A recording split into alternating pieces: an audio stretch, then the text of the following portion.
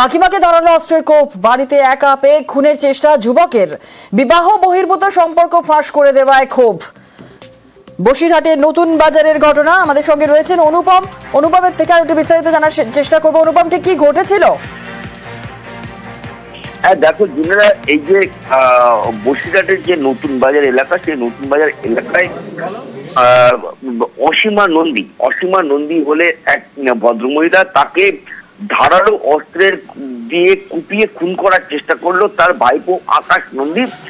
তার কারণ, এই আকাশ নন্দী একটা বিবাহ বহির্ভূত সম্পর্কে, অবৈধ সম্পর্কে জড়িয়ে পড়েছিল এবং সেটা জানতে পারে তার কাকিমা অসীমা নন্দী। এবং সেই জানার পরে তার কাছে সেই অসীমা নন্দী তার আত্মীয় স্বজন এবং প্রতিবেশীকে জানায়। এইটাই কাল হয়ে দাঁড়ায় অসীমা নন্দীর। গতকাল রাতে এই আকাশ নন্দী অসীমা নন্দীকে, এখন কেমন আছেন অসীমা নন্দী? দেখো এখন এই মুহূর্তে খুব আশঙ্কাজনক অবস্থায় বসিরহাট হাসপাতালে তাকে চিকিৎসা দিতে, এবং ডাক্তার প্রাথমিকভাবে যেটা জানিয়েছে, আজকে সকাল পর্যন্ত তাকে অবজারভেশনে রাখবে এবং তার পরিস্থিতি খুব স্বাভাবিক না হলে তাকে কলকাতায় স্থানান্তরিত করবে। এই যুবককে কি গ্রেফতার করা হয়েছে?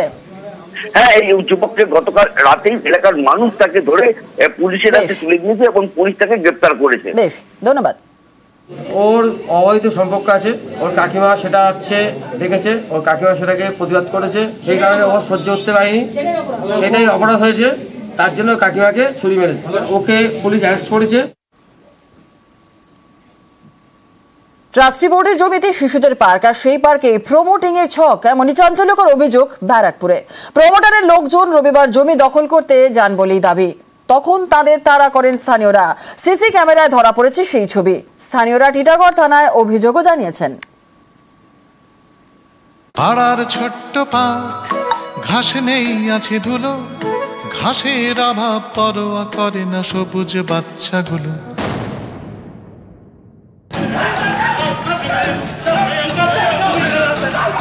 প্রমোটারের লোকজনের সঙ্গে প্রথমে বচসা, শেষমেশ তাড়া।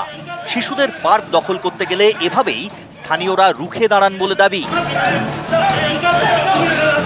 এ ছবি ধরা পড়েছে সিসি ক্যামেরায়। উত্তর 24 পরগনার বারাকপুর পুরসভার 8 নম্বর ওয়ার্ড, নগেন্দ্র স্মৃতি স্কুল রোড।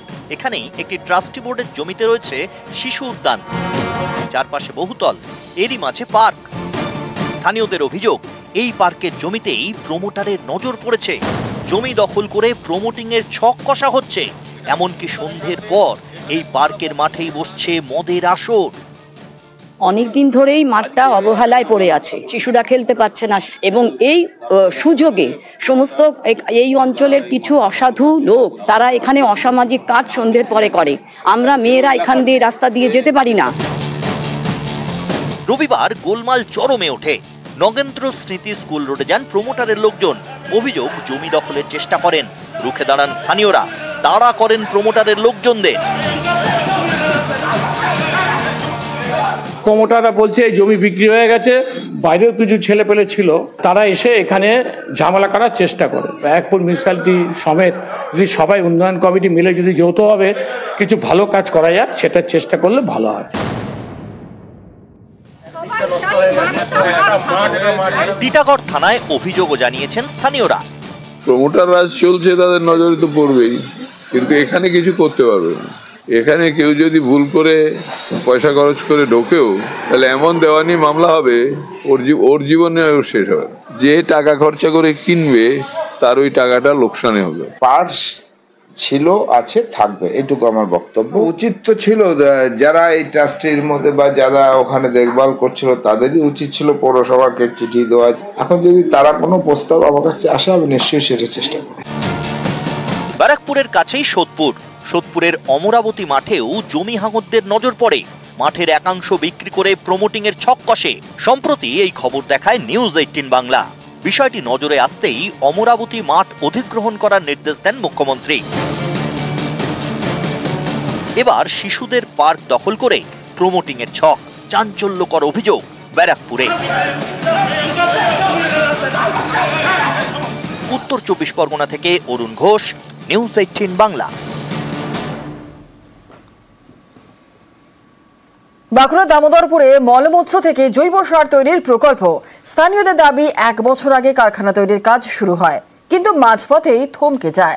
আজও কারখানা তৈরির কাজ শেষ হয়নি। অভিযোগ, এখন সেখানে বসে মদের আসর।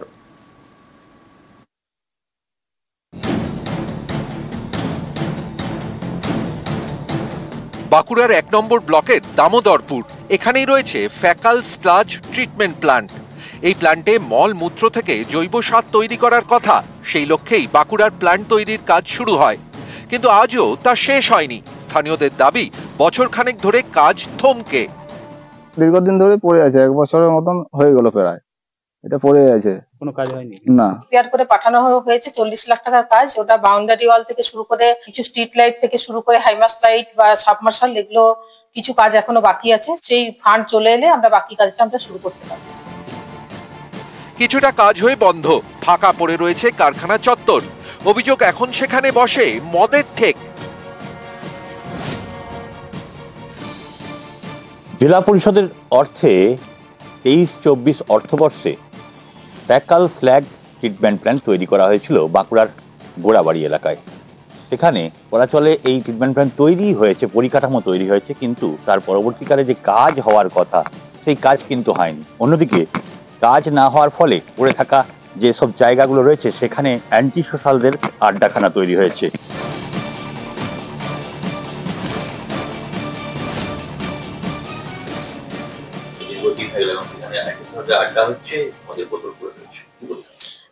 এখনো পর্যন্ত আমরা 60 লাখ টাকার মতো কাজ আমরা করে ফেলেছি।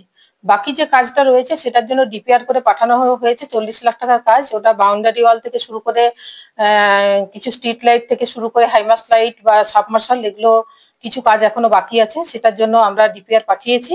সেই ফান্ড চলে এলে আমরা বাকি কাজটা আমরা শুরু করতে পারব। যে জেলা পরিষদ, তাদের দাবি এই ধরনের ট্রিটমেন্ট প্ল্যান্ট তৈরি করার পরও আরও অনেক অনুসারী কাজ করে থাকে। সেই কারণেই এখনো পর্যন্ত পুরোপুরি কার্যক্রম না হলেও আগামী দিনে এই ট্রিটমেন্ট প্ল্যান্ট কাজ করবে এবং মানুষের উপকারে লাগবে। বাঁকুড়া জগদলা থেকে প্রিয়ব্রত গোস্বামী, নিউজ 18 বাংলা। আবর্জনার চাপে মাটিতে ধস। হাওড়ার বেলগাছিয়ার ভাগাড় সংলগ্ন বাসিন্দাদের এলাকা ছাড়ার নির্দেশ, আর এর বিরোধিতায় বিক্ষোভ। বাসিন্দারা ঘর ছাড়তে নারাজ। তাদের পুনর্বাসনের আশ্বাস পুরমন্ত্রীর।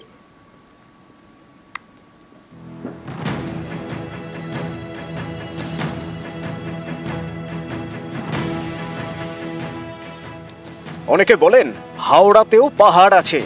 হাওড়ার বেলগাছিয়ায় এখানে আবর্জনার পাহাড়। এখানেই গত কয়েকদিনে দফায় দফায় ধস নামে। ভাগাড় সংলগ্ন এলাকায় রাস্তা, বাড়িতে ফাটল ধরে। অনেকেই আতঙ্কে ঘর ছেড়েছেন। বাসিন্দাদের সতর্কতায় মাইকিং করছে বিপর্যয় মোকাবিলা দপ্তর। প্রয়োজনীয় নথি নিয়ে এলাকা ছাড়ার আবেদন করা হচ্ছে।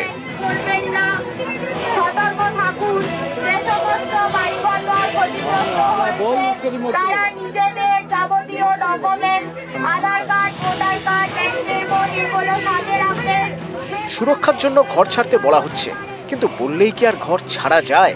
এই যুক্তি দেখিয়ে হাওড়ার বেলগাছিয়া ডাম্পিং গ্রাউন্ড সংলগ্ন এলাকার বাসিন্দারা সোমবার বিক্ষোভ দেখান, রাস্তায় শুয়ে পড়েন। আমি যাব না, এখানে মরবো বাবা, সোনা বাবা, এখানে মরবো। এলাকা খালি করে দেওয়ার কথা। হ্যাঁ হ্যাঁ হ্যাঁ, সেন্টারে যেতে বলছে গভর্নমেন্ট কাজ নিয়ে। আমাদেরকে এখানে আপাতত বলছে এখানে পুরো ঘরটা খালি করে দিতে বলছে। এটা পুলিশরা এসে বলছে ছাত্রদের ক্লাবে চলে যাও, কিন্তু ছাত্রদের ক্লাবে আমি আপাতকালে যদি ছেড়ে চলে যাই, রাত্রেবেলা এসে বুলডোজার তো ভেঙে দেবে। ছোট্ট একটা ঘর, সেটাই ছাড়তে হবে। এখন কোথায় যাবেন, কোথায় গিয়ে উঠবেন? এরকমই নানা প্রশ্ন হাওড়ার বেলগাছিয়ায়। যাচ্ছি না বাড়িতে, সব কিছু করে গেছে, দিমাগ কাজই করছে না। মন করছিল কি ফাঁসি ফাঁসি দিয়ে মরে যায়।